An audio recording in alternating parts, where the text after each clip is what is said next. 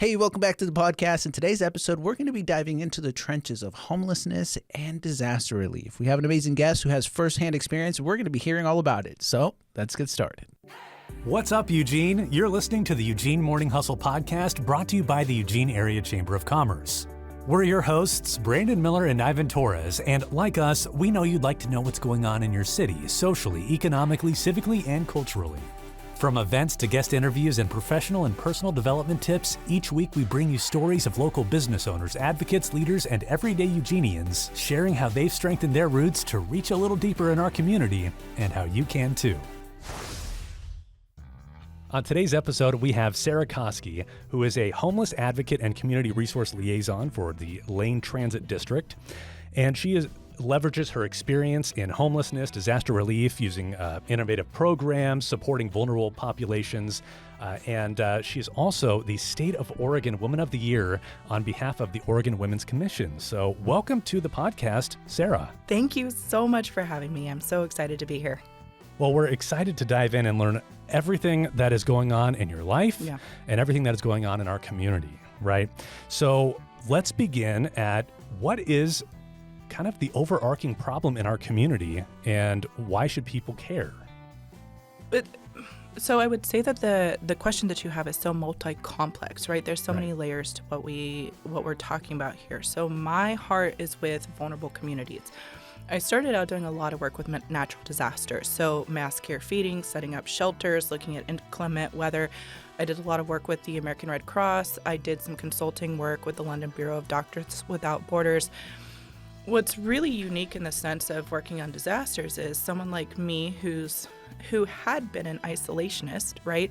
It's easy for me to set up a shelter or get everything set up, look after a disaster, do assessments, and not have to have human-to-human interaction because I was a little bit shy.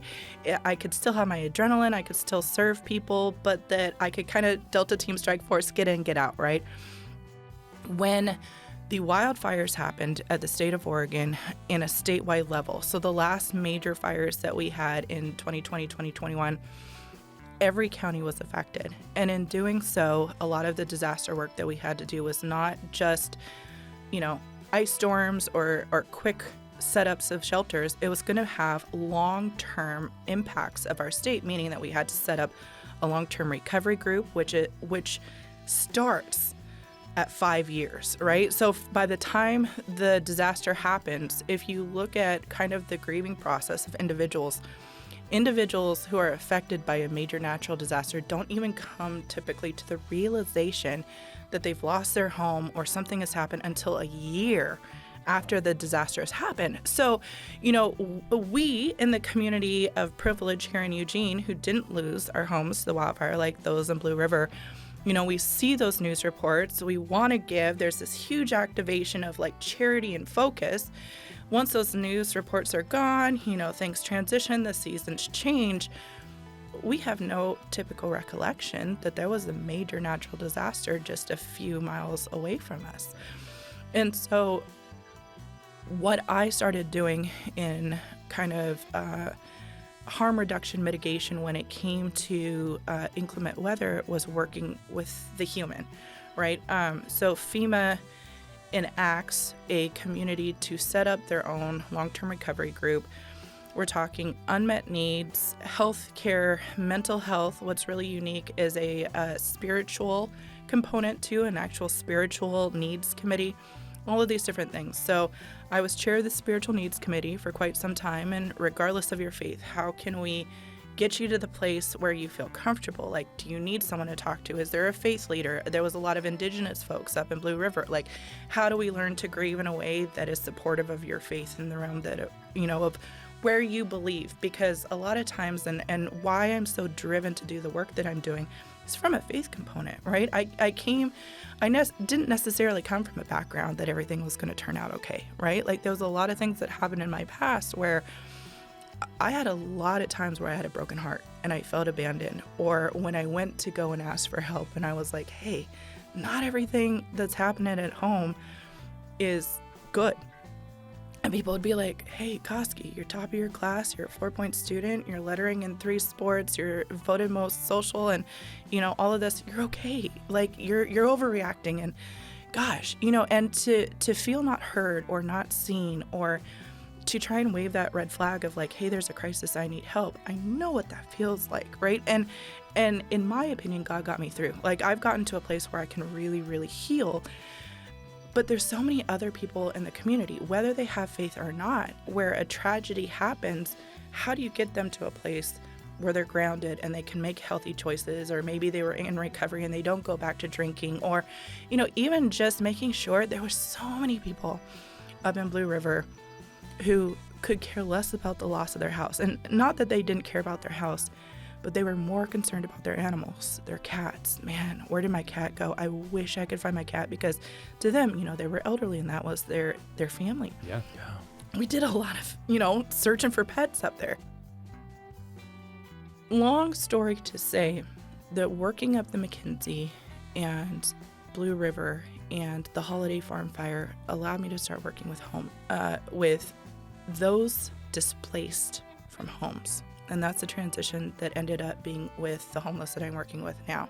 So instead of kind of going in, fixing things, coming out, we're in a long-term, there's not an immediate end game. So you have to get to know these individuals. You have to start doing all this case management. You have to connect them. You start building relationships. Someone becomes your new auntie, or all of these different things. And it really woke me up to realize that I could be a consultant for Médecins Sans Frontières in London, or I could be working on a think tank, which I've done before, where everything is based overseas and I'm working remote. But we got so much going on in our own backyard that's so similar, right? It's so sexy to be able to see things abroad and be like, I'm going to support, or I'm going to take my little tote bag with this agency logo and walk around. And it's still good. It's not saying don't support these agencies, but it's so far away, then I don't have to take responsibility of what's going on in my own background. Working with the wildfire, seeing those displaced without homes, transitioned me to run as chair of the COAD, which is Community Organizations Active in Disaster, the first countywide, and this was Eugene Springfield based, the first disaster activation tailored solely for the unhoused in 2021 when there was triple-digit heat domes. And it wasn't just me, it was a whole team. We had Jared Pruch at United Way, Heather Saliki, who I would not be anywhere without the brilliant minds of some of these leaders within the community and servant leaders, honestly. What we did was we took a map, we gridded Eugene and Springfield. We had 2 drop sites, one in Springfield, one in Eugene. Food for Lane County had gotten large-scale donations from the track meet of water and electrolytes. St. Vincent de Paul worked with us. They had teams and vans that would pick up all this water and electrolytes. The drop site in Eugene was Willamette Christian Center. The drop site in Springfield was the Arc of Lane County. And then COAD members, which is basically, if you think of COAD, if you think of like lobbying, mm-hmm. right? Portland has their own lobbyist. The city of Eugene has their own lobbyist. And then there's this kind of lobby collective called the League of Oregon Cities. There's all the little small cities where may not have enough funding for a lobbyist, but they all pull their resources together to lobby on behalf of Oregon cities. COAD's very similar. So if you think of disasters as a war room, there's always, a federal representative or an Oregon representative or a county representative. The COAD, the organizations, are churches, nonprofits, mutual aid organizations, small businesses that all pull our resources together and show up at a seat at the table in the war room. So at this point, we had 2 drop sites. We sent an email out to the COAD and said, look, if you got time, we want to start distributing water and electrolytes twice a day to sanctioned and unsanctioned camps. And we didn't have much way to track where those camps were. Honestly, because of privacy and making sure, some people don't want to be found. And so, but what we made it known was we were starting to send messages out to folks who actually did street medicine and mutual aid. And people were dropping pins, like on my Facebook profile, I'm here. And so we would send out a team and check on them. The triple-digit heat dome that had happened before, according to the county coroner's office, there was a couple dozen lives lost, right? And it was a shame. Because of heat stroke, folks didn't know, that there were cooling centers. There was some difficulties of getting on the bus, and something that we're working on addressing right now with my work at LTD. Not saying that those lives could have been saved by sending out aid. But Patience Winningham, who was the emergency manager at the time at Lane County, called the co-ed and said, why don't we see if we can try? So that second triple-digit heat dome, that's what we did. And it took a lot of time and a lot of coordination. And literally, I was an executive director of a nonprofit at the time, and me and my intern spent the day, I'm doing emails, and we're both in lawn chairs protecting the water, like in the parking lot of Willamette Christian Center.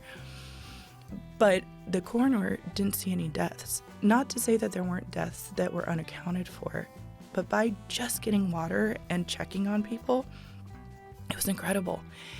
And 2 women came to pick up water, and they were Teresa and Des from the Wiper Nest team. And I'm very visual, so everything that I do is just very always very fantastical in my head. But, and this will date me, if you think about the original Beastie Boys music videos, right? Like in Sabotage, and they come in the van, and then they open up the van, and there's this fisheye lens.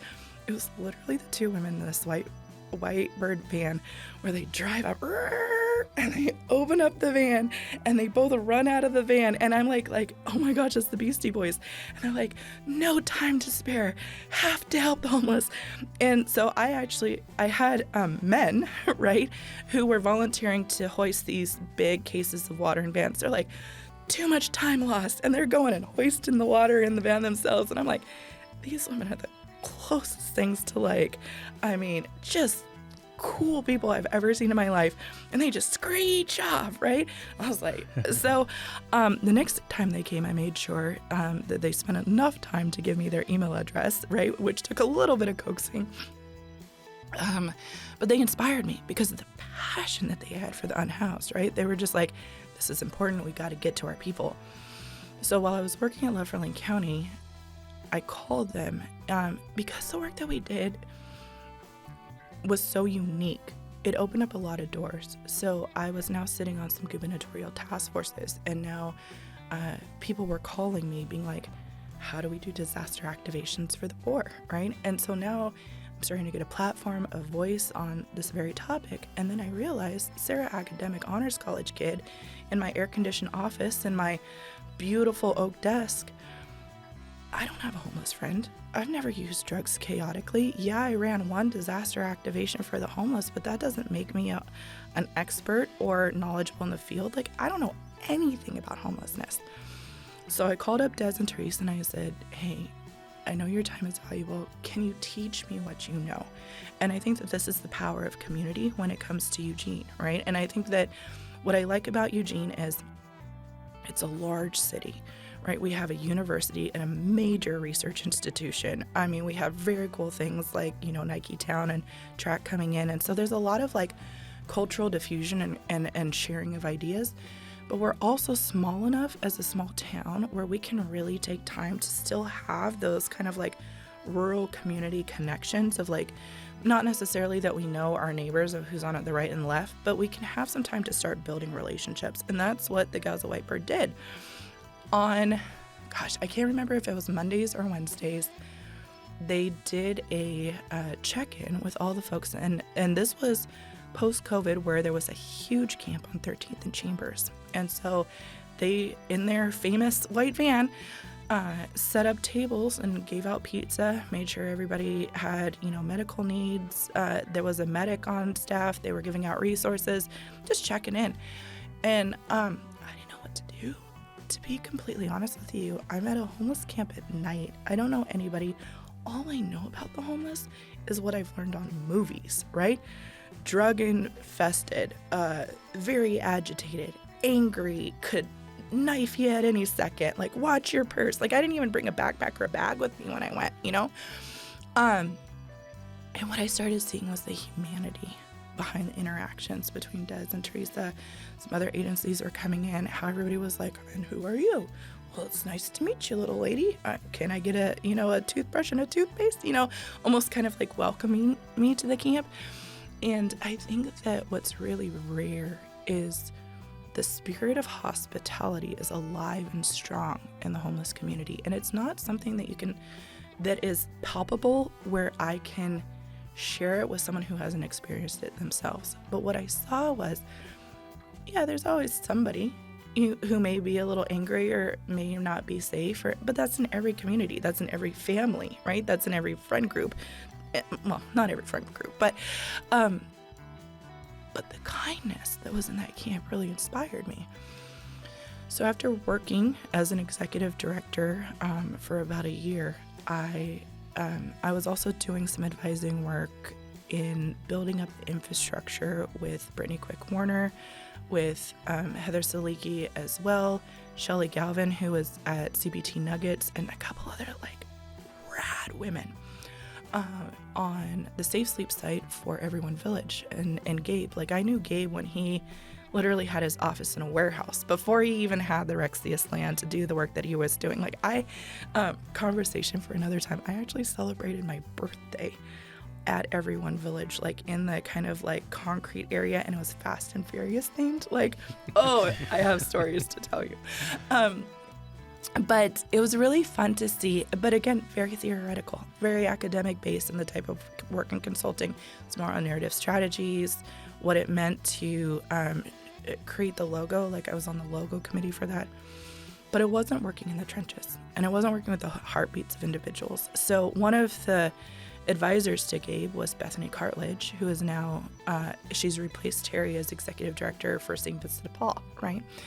And Bethany was just so smart, right? And she had been selected to replace this phenom, right? They call it the cult of Terry because he's just so incredible at the work that he does, right? And how do you find a leader to replace that? And you're millennial, and you're a female in this. There's still a lot of barriers that come with that. So I already knew that Bethany was solid, and she showed me kindness and friendship, and I knew I could trust her. And I called her up and I said, hey, what if you put me in the deepest, darkest trenches of working with homeless services at Vinnie's? What would that look like? She said, not quite sure. So she called up her homeless service team, and Roxanne O'Brien at the time, who was manager over that, a couple people reached out and was like, be careful what you wish for, man. What you're asking to get into and involved will change your life, and you will never be able to be the same. And I was like, yeah. I'm the disaster girl. I know what I'm talking about. I know how to hold my own, right? And I kept hearing that over and over again. Be careful what you ask for. If you want to do this, we will give you an opportunity.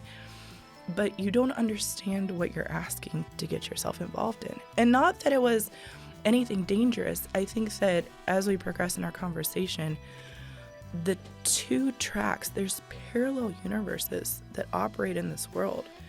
And the universe that unhoused folks have to deal with in that realm does not equate to the universe that we operate and live in every day. And so our minds, cognitively and functionally, cannot typically comprehend the amount of crisis and the barriers and everything that unhoused folks do. So when you transition into that realm, you yourself have to mentally and cognitively turn, and it's almost like if you think about video games, you're jumping literally from one quest to another, and you have to be able to switch in and out in a way that I honestly wasn't prepared for. It was true. So, so appreciative of Vinnie's for giving me an opportunity. I was hired as case manager for 410 Garfield Safe Sleep Site, which was, again, a mirror to Everyone Village in the sense that it was a low barrier shelter. We were going to take a majority of individuals from under the bridge of Washington Jefferson, 13th and Chambers, in a veterans group. And that's where my life changed forever. And that's where, to answer your question, and gosh, I could just speak on this for hours because I'm so passionate, so I'll try and wrap this up. Working at 410 Garfield Safe Sleep Site was the best thing that ever happened to me in my life. It changed the way that I thought. I had a full-ride scholarship to the University of Oregon.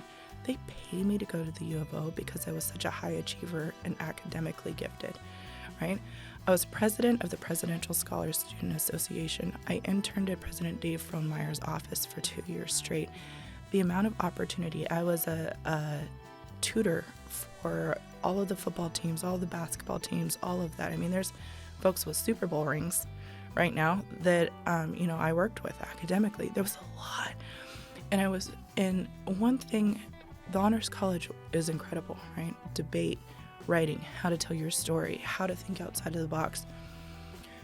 But you can get so hyper-focused, and I see this a lot with like Ivy Leaguers or folks who are academically gifted, is you can get so focused that all it means to be equipped is to be academically sound, to have the master's, to have the doctorate, to have all those letters behind your name. And the lived experience is not necessarily, it's something that you look down on because it can be so vain, right? And I had become that person, working in those think tanks, yachting with Apple executives, the list can go on. I mean, I was in Paul Allen's Vulcan office in Seattle. I mean, it literally looked like the inside of Star Trek. That guy had so much money. His office looked so futuristic. And I remember walking in there, and I had just bought a watch that was like diamond encrusted because of the work that I was doing. I was making a lot of money. I had these heels, and I was going to teach his team on these innovation technology of, supporting vulnerable communities. It was another project I was doing. And I just remember walking in being like, I made it. I've finally got all the years of studying and everything, which I didn't. I just was really smart and drank my way through college, right? Another story for another time, 11 years sober. However, what would have happened if I applied myself, right? However, I'm where I'm supposed to be. So I remember walking through Vulcan being like, I'm so smart. Look at me. Look at my diamond encrusted watch. Look at my really cute Kate Spade bag. Look at me, right? And the focus, and this was me. The higher I got in ranking, it was all about achievement. And my value was based on achievement. And my value was based on how smart I was. And my value was based on the fact of who I know and like all of this. Contrast that to, I go into 410 Garfield Safe Sleep site. The site director doesn't know me. The case managers don't know me. They have no idea I was a former executive director of a nonprofit or a strategic consultant.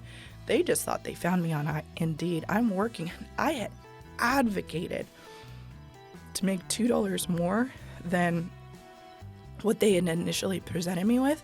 But I will tell you, after taxes, I made just enough money to be under the federal poverty line, and I was in the same lines getting food boxes with my clients as, it was a humbling experience.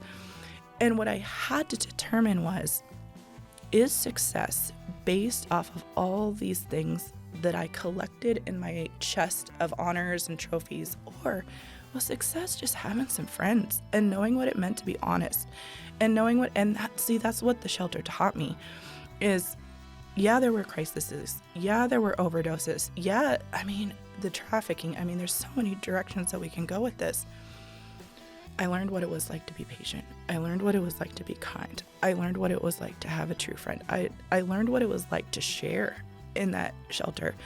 And I think that that's the fuel that has driven me in the next career transitions that I've done after working the shelter, is that you could be as gifted, or you could have as much money, or you could have the nicest yacht, or you could be the most academic, or you could win all the awards in the world, be Oregon Woman of the Year, right? In the end of the day, does it truly matter if you're not happy? And I was in these think tanks and I wasn't happy. And I was doing these things, getting all of these like pats on the back. And yeah, it's great, but it's temporary. Working with the homeless, it was tough, but it was where I was meant to be and I was happy. So, incredible. That is extremely powerful. My gosh, you went from having this like lifestyle, right? Which was, like you put it, I made it. Yeah. To going to almost like a baseline oh my gosh. or even below that in some cases, I imagine. And your motivating reason for doing that, what was that? I think I saw with Des and Teresa where their heart was. I couldn't understand. Academically, I couldn't comprehend why they're like, get out of my way, I need these waters, right? You know, like literally saw them jump out of the van, hoist water in, and just zoom off. I'm like, don't take all that. Like, I thought they were a little theatrical, right? I was like, cool, right?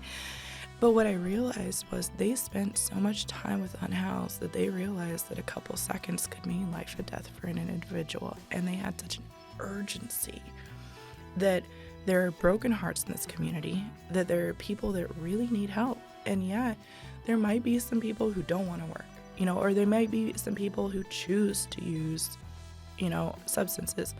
Well, maybe it was because, gosh, you know, a traumatic childhood event, and that's all that they've known to cope. Or there's a lot of studies that say that Adderall or the ADHD medicine transitions you into painkillers, that transitions you into meth.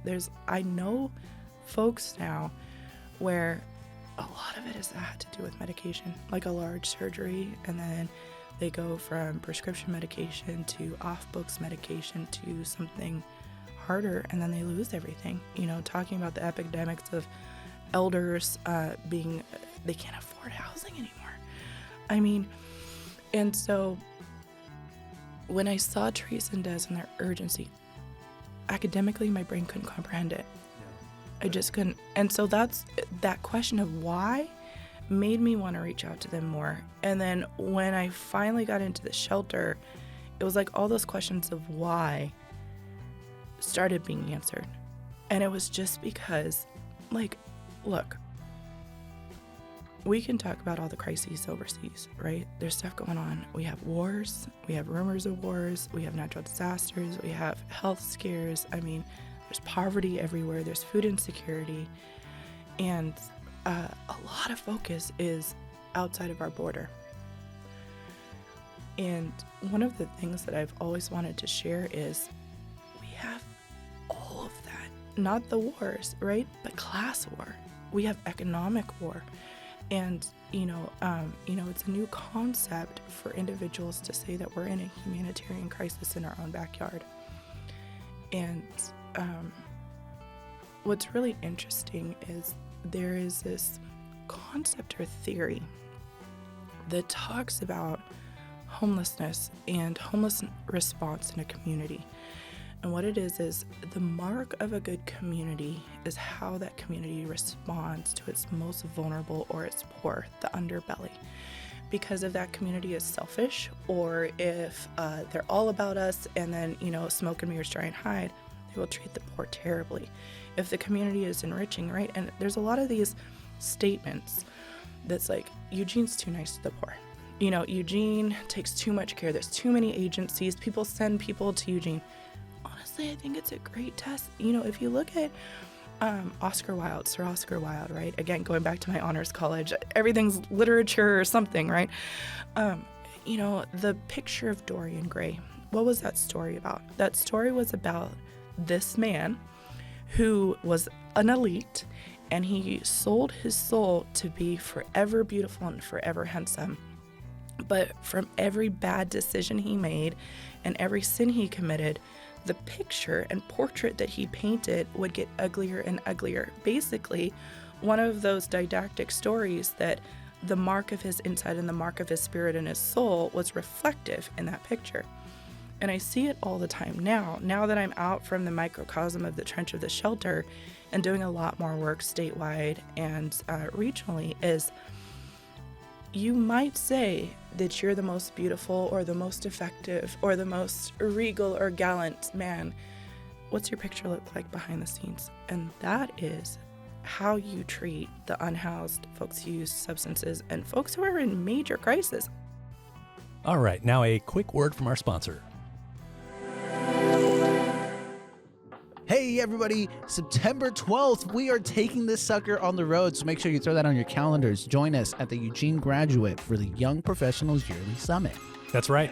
You've got keynote speakers, breakout sessions, activities, food, drinks, and it's just a great place to mingle and connect with other young professionals in our community. Absolutely. Not to mention that is also where me and this guy met for the first time, where the idea for this podcast came. So definitely stop by. Oh, and we're also going to have our station set up there. So make sure you stop by, get an interview, get on live with us, and hope to see you guys there. Yeah, we would love to hear from you, and tickets are available now at eugeneyp.com.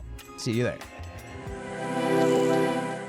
What would you say one of the most humbling experiences was for you there at the shelter?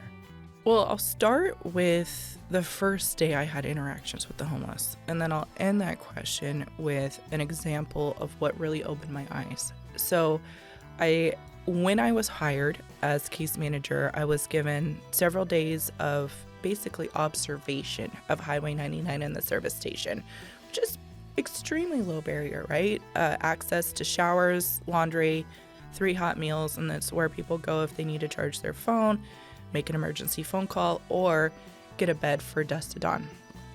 So I was doing observation. After several days of that, we did a tour of 410, and I really got to see, man, this is a reality. What I asked for is coming true. And there is nothing like going into that old Tyree oil building and seeing 88 or however many more, 88 to 93, 8x8 tents popped up, lining like spans of football fields, right? I mean, it's just incredible when you go in there, and it really humbles you, right?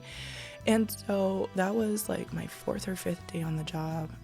And then 6th day on the job, I'm at 13th and Chambers, and I'm supposed to go around with some Vinny's folks and introduce myself, right? Now, granted, this is the girl who had her, Mark of Jacobs and Kate Spade and Michael Kors, and, I wasn't lavish, but I branded myself when it came to belongings. I decided to go to Walmart, and I got a trifold wallet, because the one thing I knew about the homeless is they're pickpockets, right? And so I was like, I'm not going to bring my purse. I'm not going to bring my nice wallet. I'm going to make sure my belongings are on my body at all times so they can't take advantage of me. The second thing I did, and it's so embarrassing, I went to Harbor Freight because, working with disasters, you always have to have tarps or bungee cords or something, right? Like I kept to go get ready. I went to Harbor Freight, and they have these little keys where it's not a key, it's like a little knife. It's like, what are you gonna do? I went and bought a weapon. And like, seriously, this knife's like this big, and then dunk, dunk, dunk. Like, You were prepared. Yeah. Is that gonna actually protect me? And like, I would do better with some like knuckles and like a ring or something. So, but just to be honest, when it came to my first day working with the homeless at Vinny's, was the 2 things I thought to do. I needed to protect myself. I needed to get a knife, and they're going to steal from me. I need to get a wallet, right? And I always wore AirPods, and I went to like a AM PM, and I bought some cheap earphones. I was like, I know these are going to go, right? Like, might as well buy some $19 ones so that I don't, gosh, like looking at it now, I'm like, but again, it was a series of misconceptions based on the reality of what, and it was culturally specific. And a lot of people, I'm sure, feel that way and have that same perception, right? So I'm not gonna lie, that when I went to work with the poor, I was like, all right, I gotta unbrand myself. I know everything that if I don't have it on my body is gonna be stolen. No, man. So I get under Washington Jefferson Bridge, and the city, the Parks Division, had separated out different camps, and they numbered the region of the camp. So the camp that I was going to go and talk with, there's a couple other people with me who were really knowledgeable of the community that we were going to go. They were going to bring me there and be like, hey, this is Sarah, your new case manager. So I'm all like, I'm really concerned. I'm like, do I stand 10 feet away? Like, what if they grab me and try, like, all these things. Right now, granted, the city already is there signing people up for the Safe Sleep site. Vinny's has already canvassed, and their hotshot homeless service group that is just incredible had already made relations and been working on relations for a year. I come in for one day, and I think that I'm going to get grabbed into a tent, right? Still my reality. So we're walking from tent to tent. The first guy that I meet is like so excited to meet someone else. He's like, Sarah, what a beautiful name. He goes, would you like to hear my singing bowl? I'm like, well, of course I would like to hear your singing bowl. And you know, with the Tibetan singing bowls, and they use it as their faith and meditation, he didn't have access to a Tibetan bowl. So he had a metal dog bowl, and he had constructed some instrument to be able to do, and he made it so that the metal dog bowl, as he did it, would sing. And so as a welcome to his home, he allowed me to hear his melodious music. That was my first experience, right?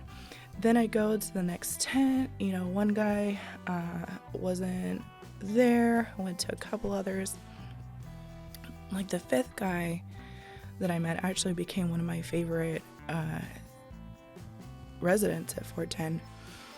Now, I'm super creative and super chaotic, right? Like if you see my desks, like I have to like intentionally clean my desks, or I have to intentionally I'm just the type of person that just throws like scarves, everything, like all, I can never find my bus pass. I can never find my keys, right? Because I'm just all the time.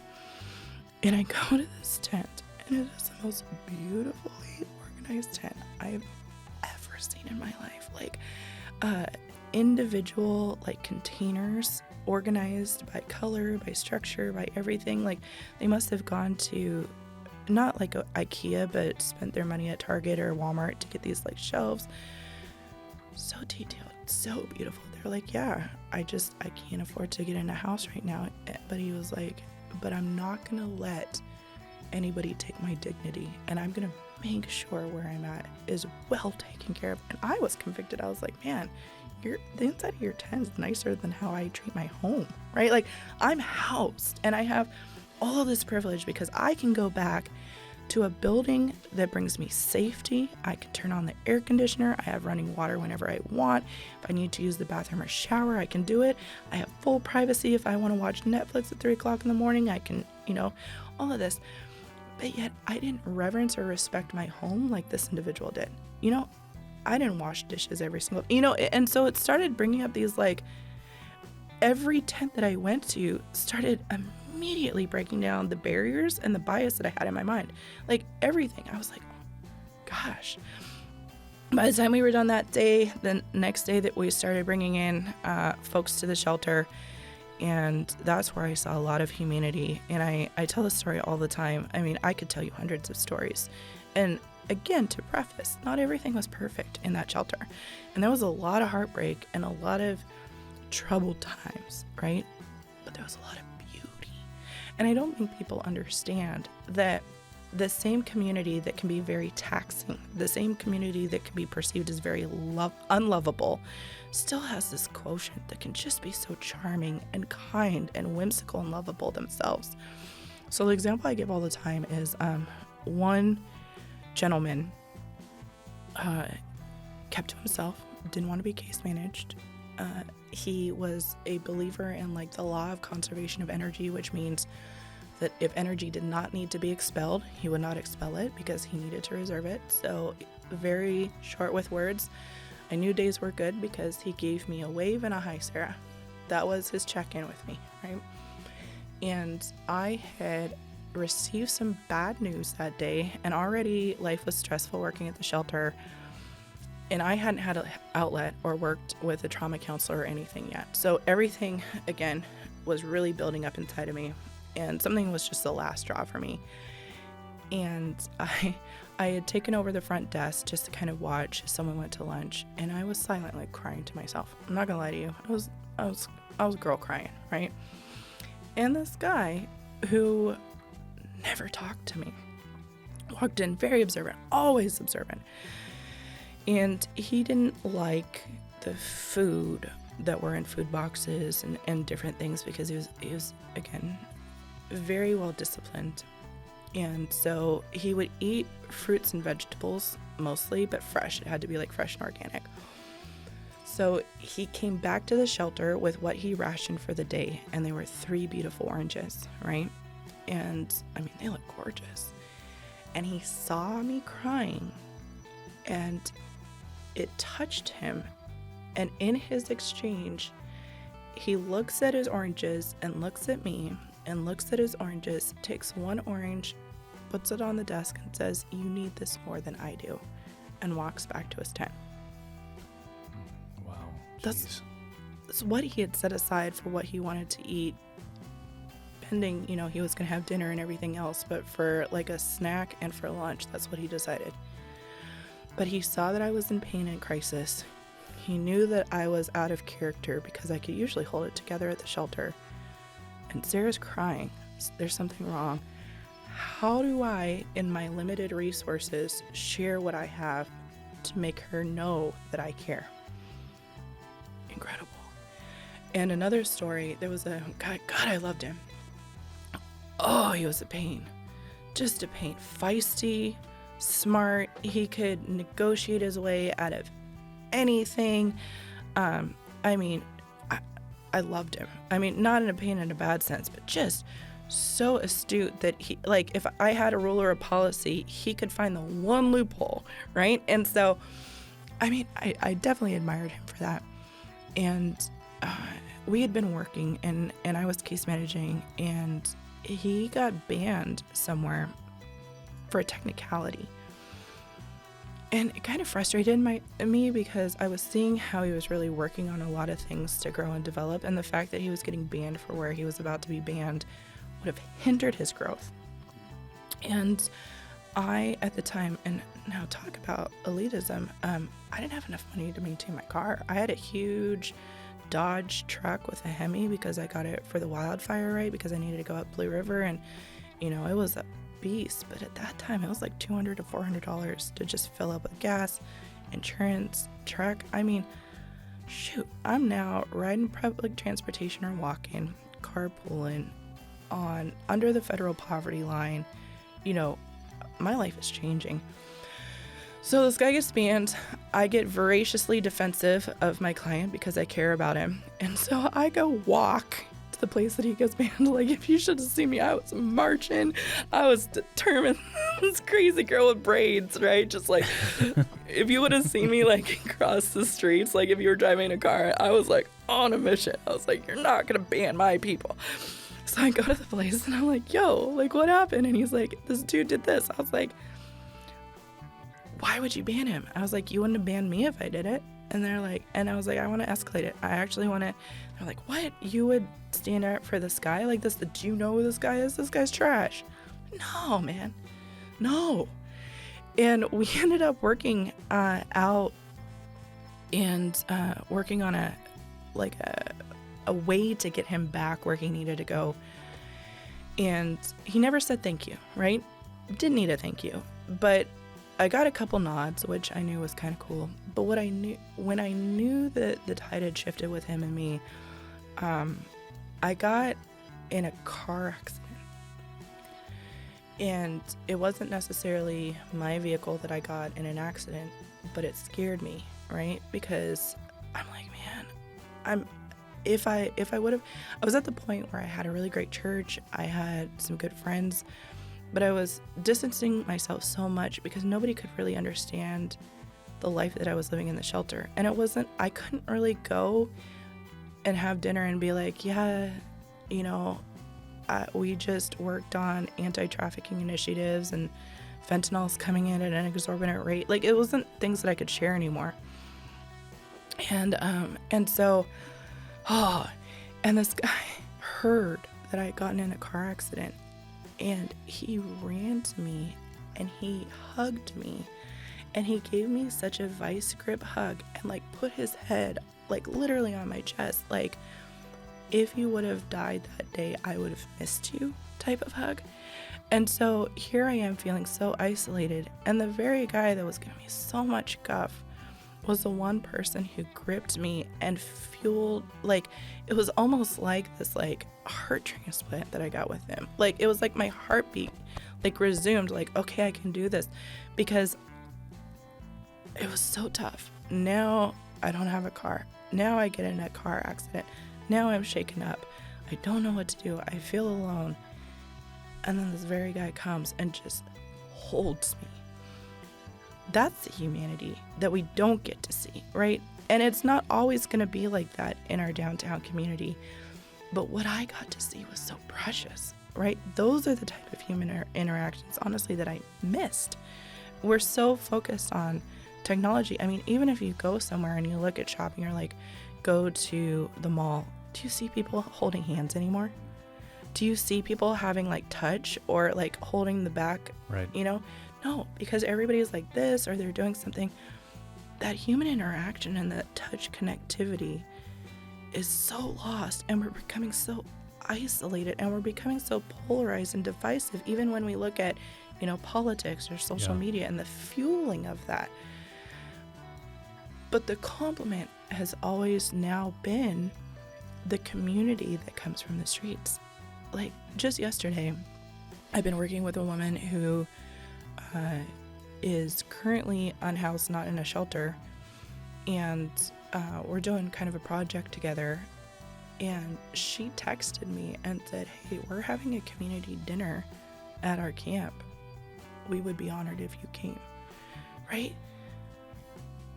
None of my friends really ask each other out to dinner because we're all busy. We're like focused on kids or all this, or we're sleeping because we're exhausted, right? Why? Because we're so entrenched in this work culture, like all of this. And she thought enough of me to be like, "Hey, we're literally all pulling our resources together to have this mutual dinner. You've been helping us. We want you to come and share this meal with us." Right? That's what really matters. And so, you know, I could just go on for hours on those type of examples. Wow. Yeah. I mean, we talked in a previous episode about how technology has made us so connected, but so disconnected. Yes. And that's exactly what you're talking about, is that the connection is right here in our community at the most root level with the people that live here. You know, whether it's, you know, people who are unhoused or not. So Connected but isolated. Isolated, right? Right. Connected, and we think that we might, and it goes on the same thing with followers, right? Okay, you might have 1 million followers, right? I know influencers. I know a lot of influencers. At the end of the day, is that 1,000,000th follower gonna hug you after you have a car accident, right? Like, and so the isolation is real. And even in frontline social, you know, one of the, not only supporting the unhoused and vulnerable communities, and I still have that love of natural disasters, you know, those are definitely going to be what I hope to do in my career for the rest of my life. But gosh, talking about frontline social service workers and case managers and the burden, like even cahoots or the case managers, like becoming a case manager and learning how tough it is and how isolating that is, has now been a mission for me. Like I have meetings with the city or the county, or, you know, lived experience advisory panels, being like, how do we support those who are supporting? You know, how do we love on the ones who are pouring everything out to a community that needs a lot of help? How are we replenishing? And same conversations with EMTs, police, fire, cahoots. How are we supporting hospitals, nurses, doctors, especially going through COVID? How do we support those in the trenches who really are seeing things? I mean, I had to go to trauma counseling after working at that shelter, not because of the folks, I mean, a couple of them, but because of what I witnessed and the heartbreak of humanity.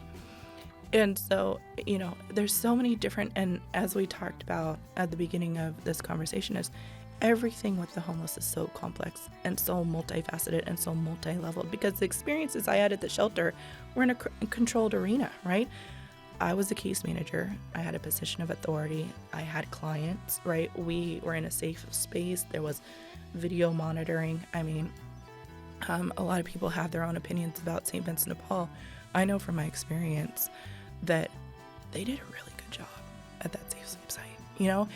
And so being in that arena and making friends is different than just approaching someone on the street or being downtown, right? Because it was a little bit of a controlled environment, you know, even making friends at, you know, from that community I've had a lot of times where someone from that community will introduce me to someone at like a rural camp, but because I've been nodded in, right? They know that I'm trustworthy or reputable and that they are like, yeah, she's cool.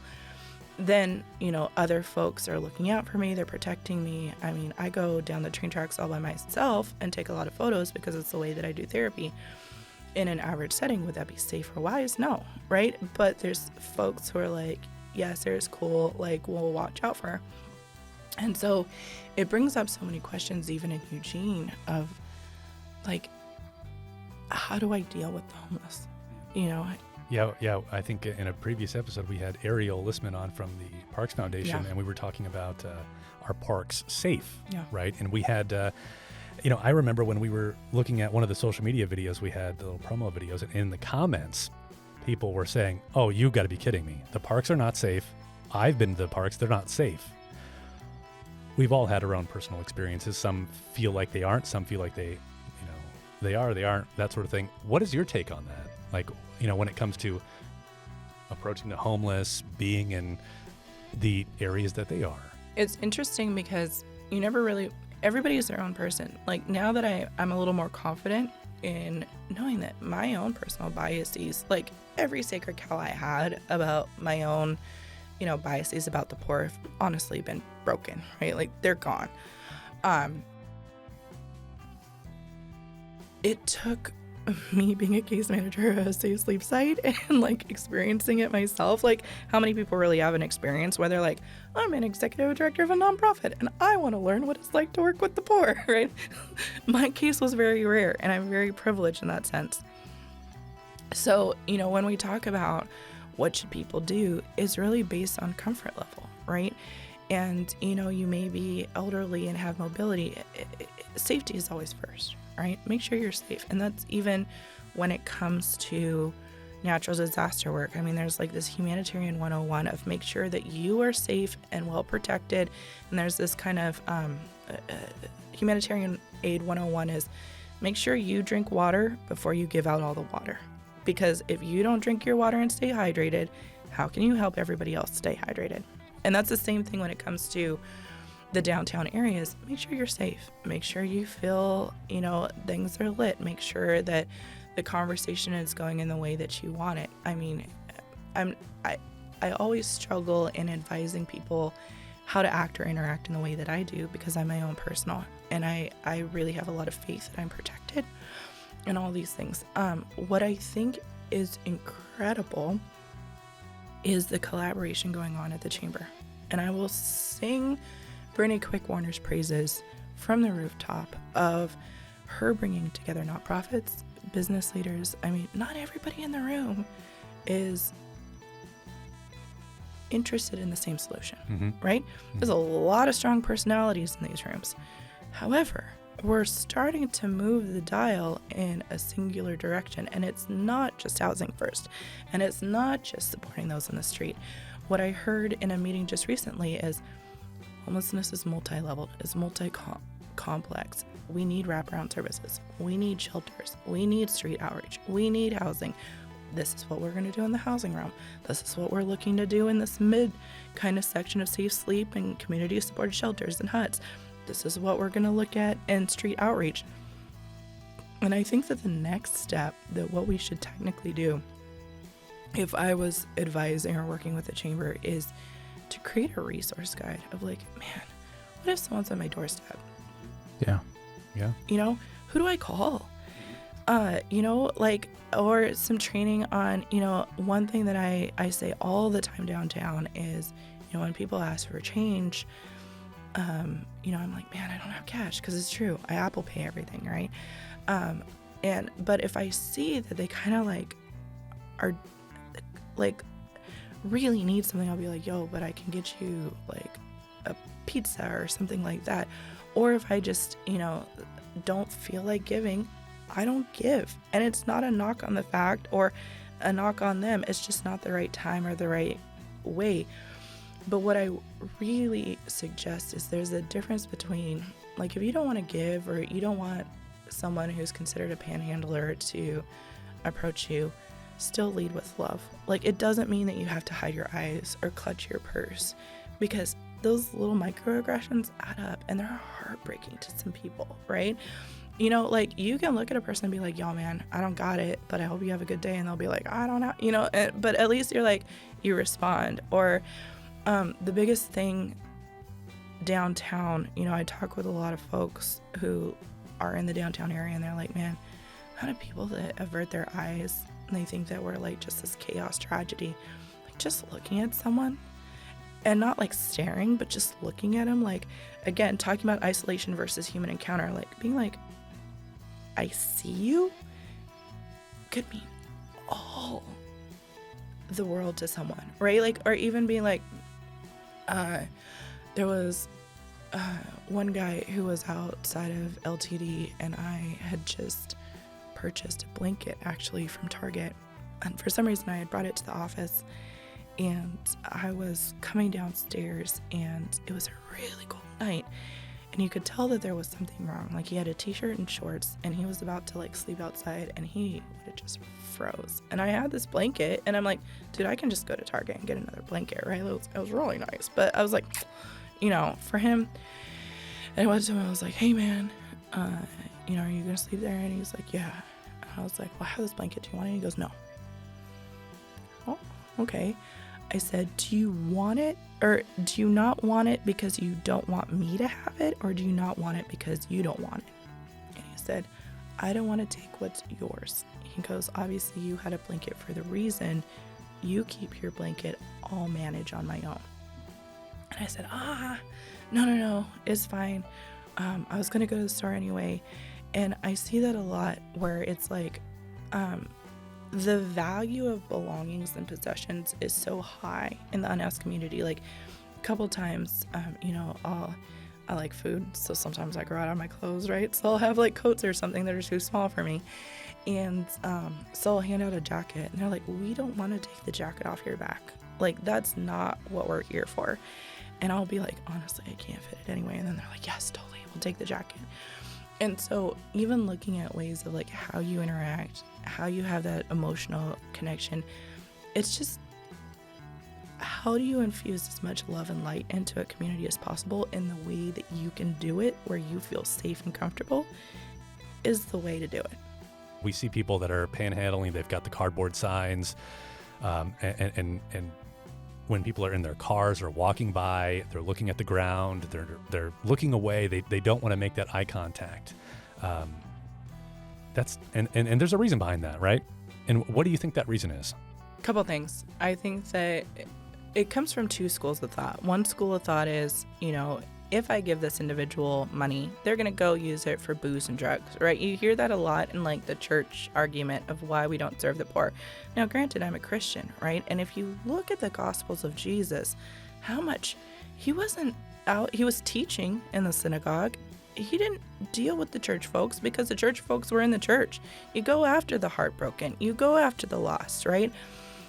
But I think one of the things that we look at in a lot of conservative circles is, well, if I give them this money, they're just going to use it on something to self-destruct. And if I give them this dollar, maybe they overdose with this dollar and their bloods are on my hands. I've heard it before. Okay. You know, if you say that you're, you know, a believer in faith, well, then let faith lead. Like, if you feel like that's the dollar you're supposed to give it. If you feel like it's not, it's not. But I've definitely heard that school of thought. The other school of thought that I've heard is, if I lock eyes, there's going to be this moment where I have to step out of the reality of my privilege and understand the humanity of this individual. That this individual could be me. You know, all those movies of like trading places and swapping places, and, you know, it's hard to recognize that we're only one bad decision or one natural disaster or one crisis away from being in that shelter ourselves, right? And it's not a reality that us humans want to have, is that I could lose everything. There could be nobody coming after me. There could be family members who don't want me anymore, right? And I feel like some people don't even realize that they're just one decision away that could cause that. Yeah. I know someone, and he's allowed me to give permission to share his story. And again, when it comes to homelessness, like, their story is their story. And we look a lot and I saw this a lot with natural disasters, is there's people who come in and take photos. We call it disaster porn, right? They love to see, and they thrive on, looking at crisis and then, either selling those photos or like sharing them. And the same thing with poverty porn, right? Like, oh, look at that bum on the street. We see it a lot in Lane County, caught on camera on Facebook, right? It's very hard for me to be on there. We stay on there because sometimes there's like runaways or people who've been trafficked where we might catch a glimpse of an individual on a photo. So that's why I stay on. I stay on it for the humanity, but it grieves me to be on those type of, Lane County mugshots, all of these different things. I know a gentleman who is very young, younger than I am, happily married, beautiful wife, children, was driving down West 11th and a drunk driver hit his car. Unfortunately, the hit from the passenger side killed his wife, killed all of his children. Wow. Jeez. He couldn't cope. He just couldn't cope with the loss of his loved ones being gone and the guilt that's riddled from that. His family members would come and help him with laundry. Like, they knew where he was at. They knew he just could not yet come back to the reality of the pain and the loss. It wasn't that he was, addicted, and it wasn't that, it was because he was at the wrong place at the wrong time. And that's why he's in that. And so you can't lump everybody in to the same. Right. And that's the kind of thing, like, if you look into someone's eyes who's on the street, now you have to realize, oh man, they look like 70, 75. Why is, how many communities and cultures are trained to respect and reverence your elders? Yeah. Right? And, you have your grandpa or your grandma and you're supposed to protect them. That's how you're raised, is, folks raise you, and then when they get older, you make sure that you take care of them. But that the same individual that we claim as a society that we're supposed to protect and cover because they're getting weaker, their bones may not be working as well, they're a little, not quite sure where they're at, and they're on the street having to fend for themselves, right? And to be able to look at that and see that, and then go home, and then we open up our cell phone, we go have a meal. Yeah, we escape. Exactly. And so the premise of looking at our community and not escaping, like keeping our eyes focused, it's not easy, right? And honestly, if you're not there yet, it's fine. But the biggest thing that I like to bring to a conversation is, we can't sweep it under the rug. There is a portrait behind the door. And whether we want to look at that portrait or not, we need to see wherein lies that portrait of how we as a society treat our poor. I'll give a great example. So again, there was folks under the Washington Jefferson Bridge. The city had come in, used their Parks and Rec division, and instead of just having people camp like in different spaces, they again created grids, right? So they made them more lined up so that folks could get resources, folks could track, they could make sure who was coming in and out of the camps. So there was a decision made through Parks and Rec that if you moved your tent or if you did anything to kind of move from where you were in that grid system, you would be kicked out and then someone would take your place, right? So that new rule had been in effect. There was an individual that his tent was placed in the grid system kind of off from the Washington Jefferson Bridge. So like if you looked over the Washington Jefferson Bridge, you could see that tent. That night, some kids had gotten like buckets and buckets of soda and decided that entire night to pour soda and drinks and liquids all over that individual's tent. And that individual was so scared to leave his grid because he had been told the morning before, if you leave, you will lose your space, that he spent all evening awake watching sugary liquids getting poured and hearing the laughter of adolescents above him. And so the next morning, the Parks Division came and checked in on him, and they're like, man, why didn't you move? You should have moved, right? Like, you shouldn't have taken that. Like, we got you. And he was like, how did I know? Right? I needed this place. This was the one place. And so, you know, okay, maybe someone's a little persnickety. Like, you know, I ride public transportation. Maybe they're a little short or terse with you if, you know, like, or maybe something, but you don't know what they experienced that night before. Like, you don't know the tragedy or the state of chaos or the constant, like, living a life of feeling constantly that, you know, something is always going to mess up. Like, okay, maybe I make 10 steps progress, but then I'm going to get hit and go 20 steps behind. And I saw that a lot as a case manager. It's like, Sarah, I've been here before. I've tried my resumes before. Not, you know, I've tried to get out of this. Look at me, you know? And so, I mean, again, that faith component, I honestly, you know, not to preach, I think that churches should spend time praying for the homeless in this community. Like, what can you do? Well, business leaders have things that business leaders do. Faith communities have things. If you're not comfortable giving $1 to a homeless, well, then pray for him, right? How do we, in whatever capacity of what we believe and what we do, lead with love?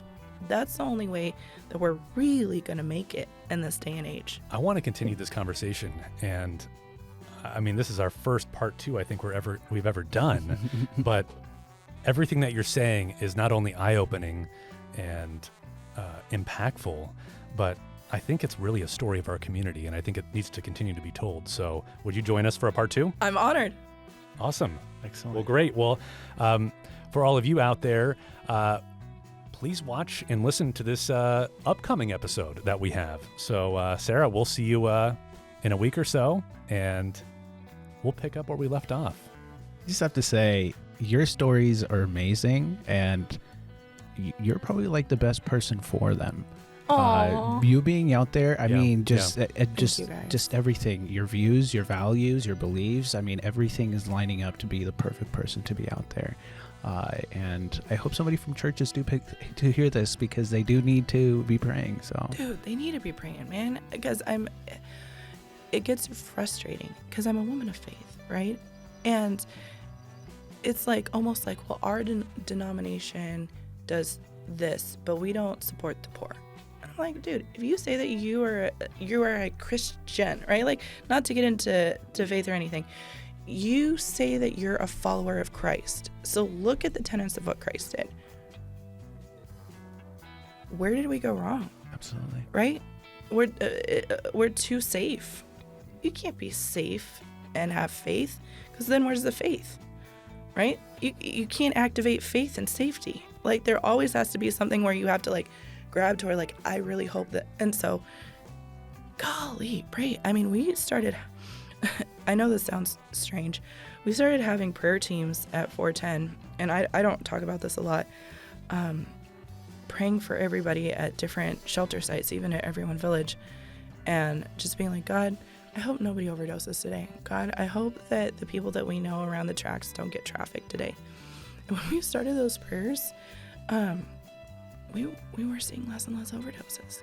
And even it was, you know, the power of positive thought, or the power of positive words, or just that I was like so determined and other things.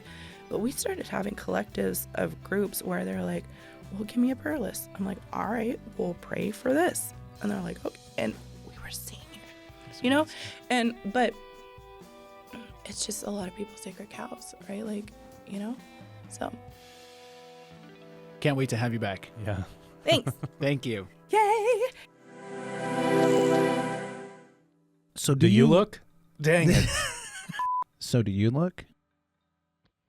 Not always. Yeah. I don't always look, and Same. you know, I fit a lot of people, you know, because you know, the reasons I don't look are kind of what I said earlier, which is about getting the feels when you look at somebody. Absolutely. And you feel for them. I mean, you feel for them. I don't care how callous somebody is. You're going, when you peel back the layers, you're feeling something. And the reason I don't look while I'm in the car or I'm walking down the street is because, I don't feel like my dollar bill goes to fix the problem. I wish it did. And I don't look because, it frankly, it kind of hurts. Yeah. And when I look at somebody, I have this white knight feeling of like, I just want to help you. Mm. But I feel helpless, so I don't want to look because I don't want to get that feeling. How about you? Yeah, no, I'm right there with you, man. I think, there's a very real feeling where like you do want to feel responsible or you want to help out, and just not having the ability to. I think that our culture has also created us to view them in this way where you just like, if I make eye contact, I'm inviting them before we even get to understand them or get to hear their story. I think Sarah really laid a good foundation for me, or even just to help change my perspective, because like every person that got there with their own story, right? Imagine that. Imagine losing your family in a car wreck. Yeah. And like I can't even picture that. Like that just sounds so horrible, and I could totally see why somebody would just struggle to get out of that position. Like that's just really, really hard to even put into thought. Right. Yeah. I mean, and I think the foundation she's kind of laying with some of these stories are that, yes, everyone has their own individualistic, specific story. And it's not what the media makes it out to be. Absolutely. And it's not a one size fits all. Mm-hmm. And it's not everyone's a drug user, everyone's an alcoholic, everyone's a thief, everyone's a murderer, that's not true. Yeah. And the evidence are the stories that she just shared with us. Yeah. Well, just like, the orange story, to some it's just an orange. Yeah. So what's the price tag of an orange, right?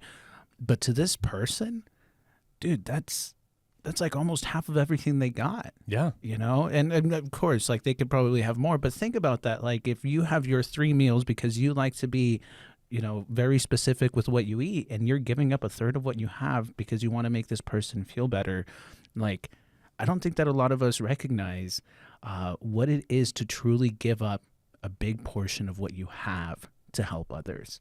Right. Right. Usually it's like $1. And that's somebody who was struggling, yeah. Right? Really struggling, and yet still parted ways with something they covet, which is food, possessions, things like that. And I mean, when she told us that to me was like love. Yeah. Straight up love, man. Yeah. And something that a lot of us are really disconnected from. Yeah. That type of deep humanitarianism. I'm really excited that she's going to be coming back. Yeah. Because I don't feel like we really got to learn a lot about Sarah. She has a lot of experience, yeah. A lot of stories. So what's she going to talk about in the next episode? Well, one of the things we wanted to learn a little bit more about, and I think our listeners and viewers are going to be excited about it, are what are the success stories, right? Yeah. Somebody who's homeless in dire straits and has worked their way to having a home, a job, yeah. Things like that. That's going to be interesting. I'm excited to hear that. What else do we have? She's also going to be talking about how we can actually help. What are some of the things that we could do to help some of the more unfortunate? How can we make sure that, if we're giving money, that it's going places, if we're giving clothes, food, stuff like that, how we can actually do that? Yeah, and I hope what shared during that is that it helps all of us look more. Yeah. And make more eye contact, have that human contact, and not feel so, ashamed or guilty of looking yeah. at somebody and treating them with kindness. Absolutely. And then, of course, what Sarah's doing right now, right? Yeah.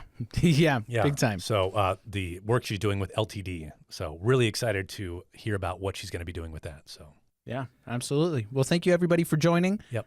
We will see you on the next one. See you on the next one. This episode of the Eugene Morning Hustle podcast was brought to you by the Eugene Area Chamber of Commerce and sponsored by Ivan Torres of Business Block Studios and Brandon Miller Voiceover. Don't forget to subscribe to our channel where you get your podcasts. and follow us on Instagram, Facebook, and LinkedIn to stay in the know. If you have any questions, topics, or guests you'd like us to dive into, send us a voice message on the Eugene Chamber Instagram page, and we'll feature you and your question on a future episode. Or shoot us an email at podcast@eugenechamber.com. Till next time, Eugene.